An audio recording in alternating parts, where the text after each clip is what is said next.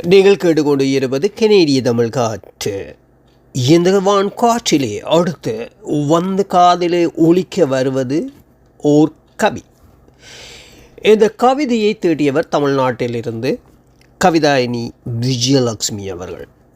அந்த சகோதரிக்கு நன்றிகளை சொல்லிக்கொண்டு கவிக்குள் நான் செல்கின்றேன்.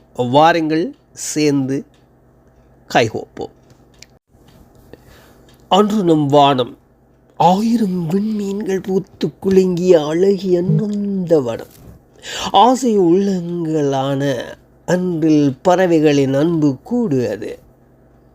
அலையடிக்கும் புயல் வீசுமானால் நாண நட்புக்களாய் வளைந்து கொடுக்கும் அன்பு உள்ளங்கள் கைகோத்து கதை பேசி சிறு சண்டை புரிந்து சின்னதாய் சீண்டி சிறு ஊடல் கொண்ட சிநேகமான நினைவுகள். நினைத்து பார்க்கையில் நெஞ்சமெல்லாம் ஆனந்தம். நினைவுகளை நிரந்தரமாய் தந்துவிட்டு செல்லாதே. நித்தமும் நீ வேண்டும் சிறு சண்டை நான் போட.